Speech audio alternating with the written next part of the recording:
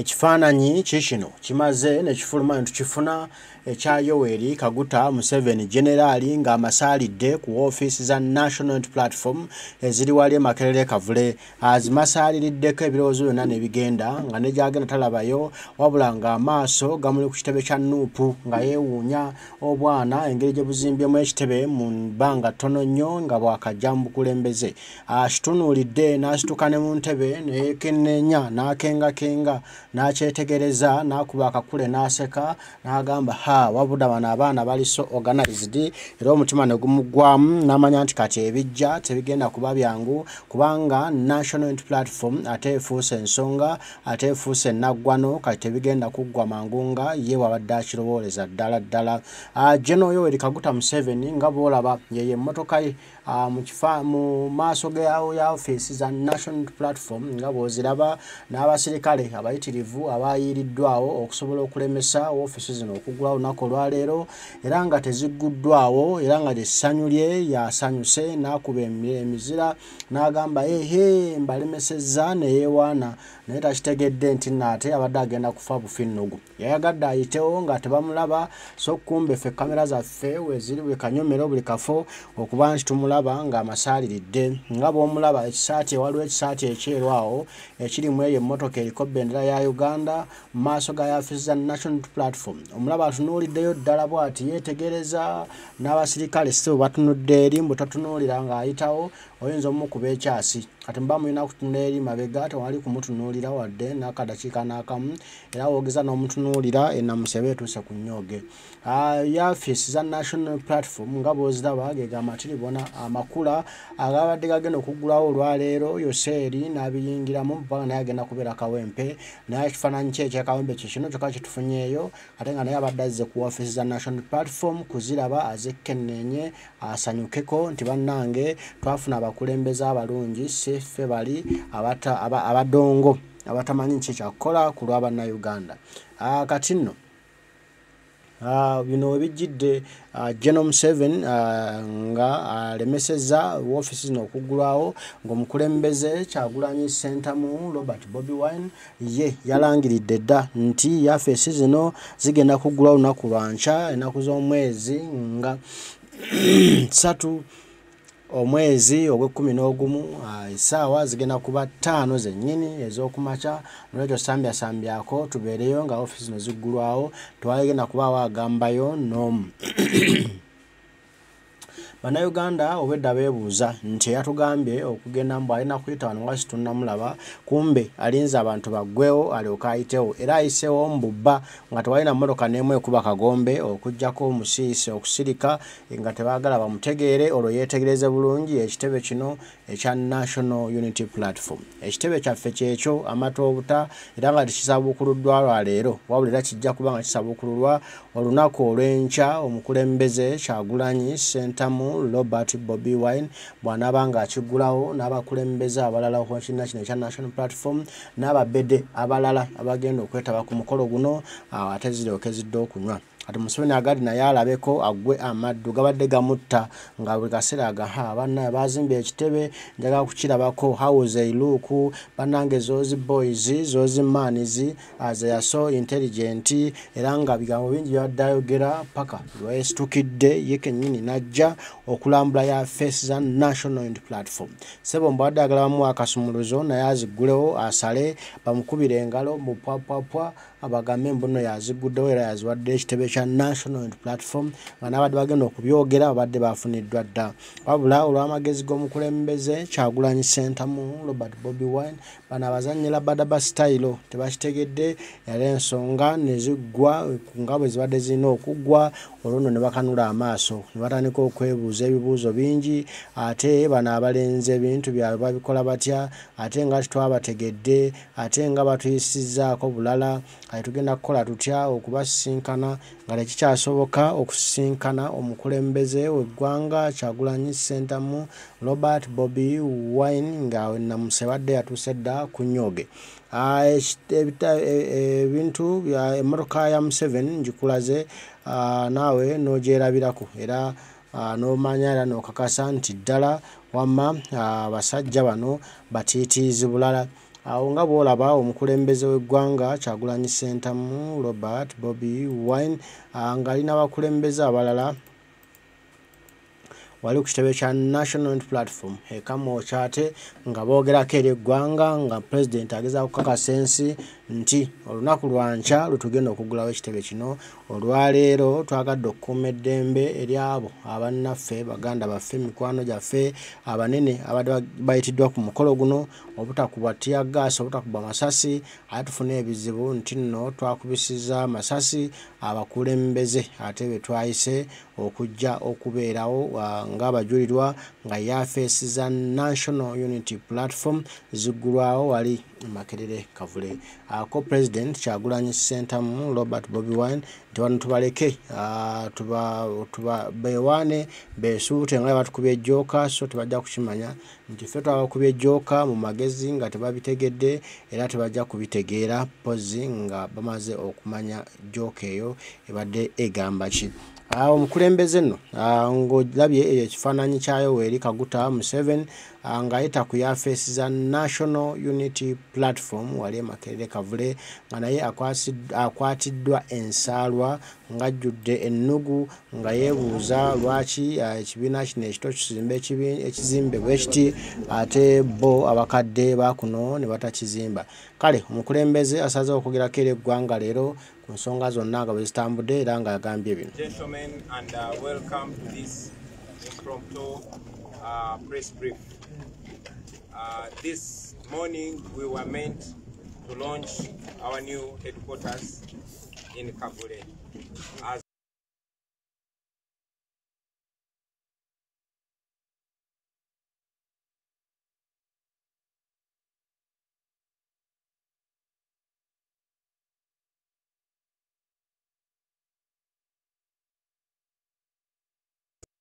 headquarters in Kavule. As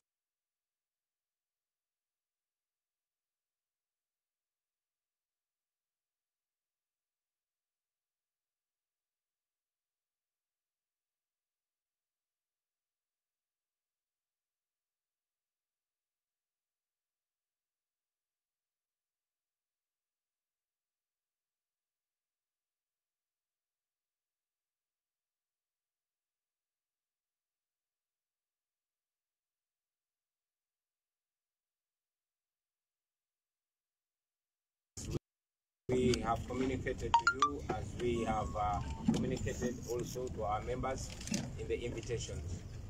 Unfortunately, in the dead of the night, the military and police deployed, surrounded our offices, chased away our workers, and declared our offices in Ogo area. They claim that they have blocked our function because General Museveni is going to be in the area. Of course, it is laughable. It is laughable that the regime, with blatant impunity, can, block an internal party activity. We are a legally registered political party, and this is one of our internal party activities that is not none of their business. They also claimed that they did not have enough security to secure us, since there are so many VIPs in the area. Never mind the fact that we never invited them and we didn't even ask for their security. Anyway, they blocked us today, claiming that Museveni is in the place. Well, Museveni is not going to be in the place tomorrow. So together with fellow leaders, we have resolved not to give them opportunity to fight with them, and we've decided to launch our offices tomorrow. So this is to inform all of you here and our members that we're launching our offices tomorrow. We reached this decision in interest of the comfort, the safety and convenience of our guests. We thought about them. It's not that we fear to confront them, but we know that we want a smooth activity and we want our guests not to be involved in any chaos. So we're launching our offices tomorrow, and we are waiting to see what the regime brings as a new excuse. We thank you very much, ladies and gentlemen. and we'll take some questions from you. For clarity, we're launching the headquarters tomorrow at 11 a.m. in the morning. We'll take some questions from you. Muluganda. Mwebale nnyo basebo ne banyabo tubaniriza bannamawulire olwaleero era tubeebaza olw'okujja okutuusa eddoboozi lyaffe. Olunaku lwaleero tubadde tulina okulonkinga oba okutongoza ekitebe kyaffe ekipya ekya National Unity Platform e Makerere Kavule mu Kawempe. Ng'era bwe twabategeezezza mu kuwuliziganya kwaffe ne ku kaadi ez'abayise. Kyannaku nti gavumenti ya Museveni tugenza okukeera olwaleero ku makyanga poliisi n'amagye byetolodde ekitebe kyaffe era twategeezeddwa ababaddewo batandise kiro kyajjo ne bagobawo abakozi baffe bonna era kati tebakkiriza muntu yenna kuyingira oba kufuluma kitebe ekyo. Bategeezezza nti batulemesezza okugulawo ekitebe kyaffe kubanga General Museveni naye agenda kubeera mu kitundu n'olw'ensonga eyo tebasobola kutuwa bukuumi bumala. Naye mulabye nti wadde tetwabasabye bukuumi abasirikale n'abapoliisi batadde ku kitebe kyaffe bangi nnyo okusinga abo abasobola okukuuma Kawempe yonna singa bayeetaaza obukuumi. Abasirikale be bamu abalemeddwa okukuuma abantu b'e Kasese oba okukuuma amasomero.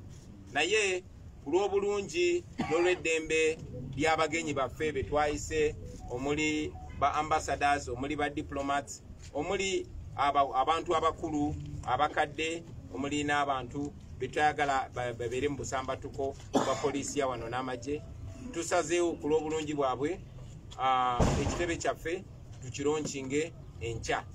Era njagala okubategeeza nti ekitebe kyaffe ekya National Unity Platform ekipya ekiri e Makerere Kavule mu Kawempe tugenda kigulawo mu butongole olunaku lw'enkya. Kubanga leero bategeezezza nti batulemesezza kubanga Mwami Museveni ali mu kitundu, well enkya Museveni tagenda kubeera mu kitundu.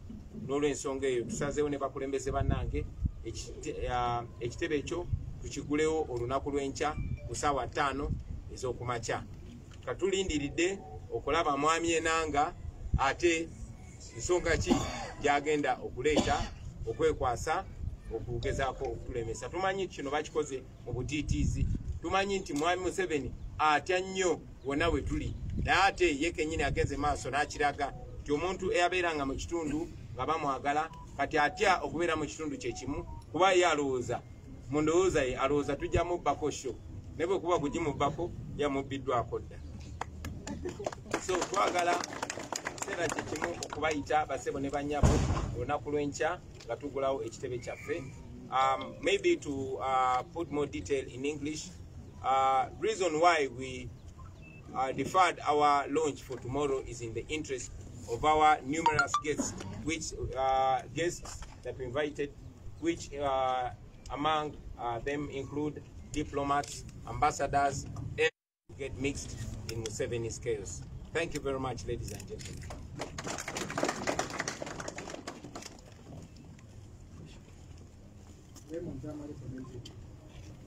If Patrol continues to send them tomorrow, what are you going to do? And also, last time was the place, the time they got you talk about moving across the second mode. Are you still going to look for the opening of offices and then the capital stop?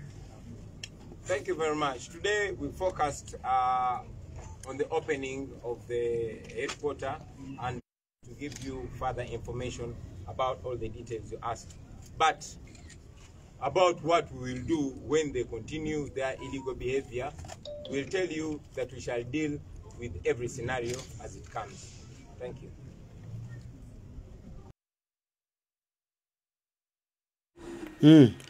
Ndowooza omukulembeze Kyagulanyi Ssentamu Robert Bobi Wine muwulidde nti General Museveni awulira ennugu awulira ensaalwa emutuuse ewala okulaba nti abaana abato batandise ekibiina ky'obufuzi ate ne bazimba n'ekitebe gagadde Galikwoleka. Takitegedde naye akitegedde mbu bamugambye oba byavoovuumye mbu Museveni agenda kubeera eyo n'agamba ebitabitya bamuleke yeesuluba bbe naye era tewali kyagenda kukola kujjako okumala obudde. Era ddala mutuufu obudde bumaze nga tewali kyakoze era just azze kulaako obulabi ku kitebe kya National Unity Platform naye neyewaana n'adigida nti mbalabye mbasoose okukirabako so kumbe kibadde nga kyalabwa dda. Mbagamba mwenna nti Omukama asaba bankuumire bataayi bange, tujja kuba tuddamu tubigambe ebigambo andi mweraba.